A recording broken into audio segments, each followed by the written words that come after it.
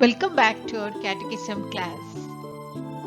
Today we are going to learn lesson number 11.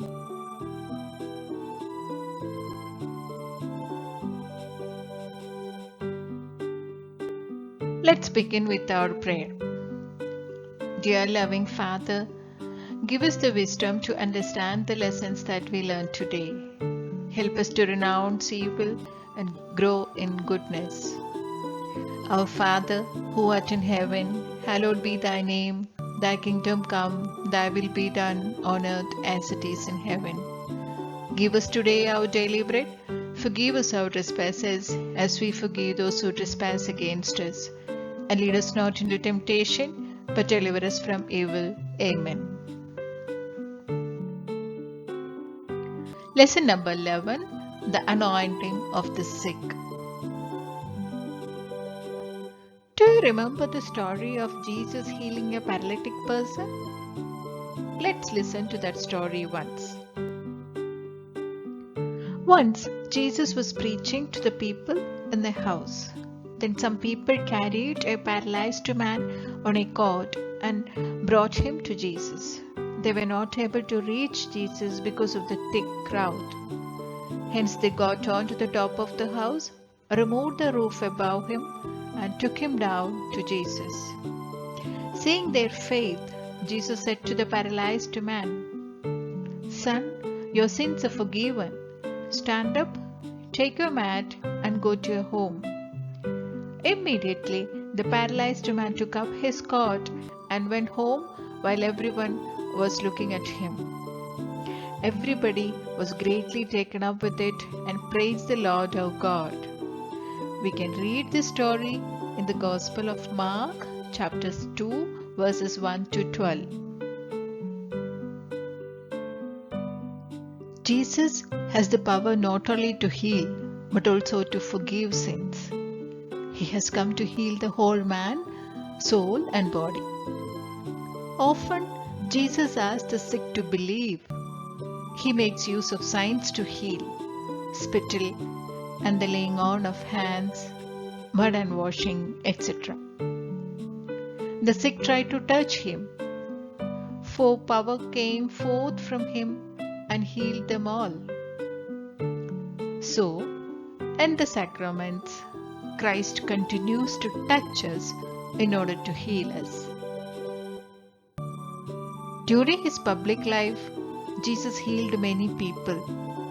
The lepers, the deaf, and the blind rushed to him to receive healing. Jesus touched, blessed, and healed them. It is Jesus who gave the authority the church to heal the sick through the sacrament of anointing of the sick. The sacrament of anointing of the sick brings the spiritual and physical healing. Jesus gave his apostles the power to heal the sick. We read in the Gospel of Matthew, chapter 10, verses 1. Then Jesus summoned his 12 disciples and gave them the authority over unclean spirits to cast them out and to cure every disease and every sickness. The apostles who received the mission to heal the sick continued the anointing of the sick and praying for them. St. James says, "Are any among you sick? They should call for the elders of the church and have them pray over them, anoint them with oil in the name of the Lord. The prayer of faith will save the sick, and the Lord will raise them up. And if anyone who has committed sins will be forgiven." This is the earliest form of the anointing of the sick. Let's see the definition of the sacrament of anointing of the sick. The anointing of the sick is a sacrament that gives us the health in body and soul through the forgiveness of sins and healing of sickness. When the sacrament of anointing of the sick is administered, the Church prays over the sick for the sanctification of body and soul, forgiveness of sins, healing of sickness, and anoints the person with holy oil. The sacrament of anointing of the sick gives the patient the power to accept and suffer the sickness and its pain and be healed if it is God's will. It is part of our Christian mission to visit the sick, to console them, to pray for them, and to nurse them. Do you remember the second joyful mystery, the visitation of Blessed Virgin Mary?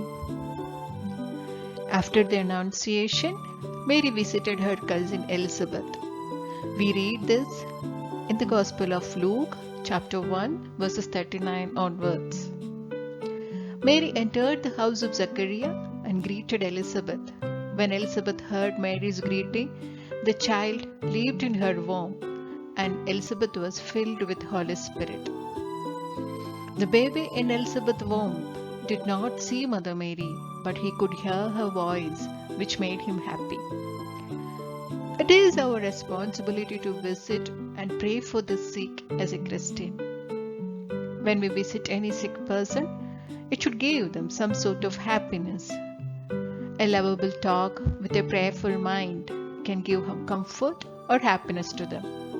So let's make it a practice that before visiting any sick person or talking to a sick person, let's pray for them so that they'll get some relief in their pain through our presence. In the present situation, the prayer for the sick is very much important. Let's pray for all who are suffering so that they get the power to accept and suffer the sickness and its pain and be healed.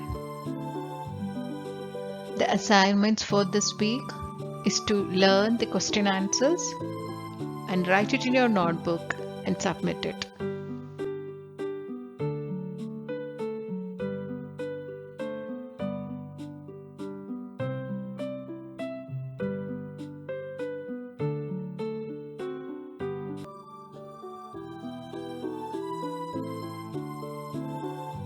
Have a blessed week. See you next week.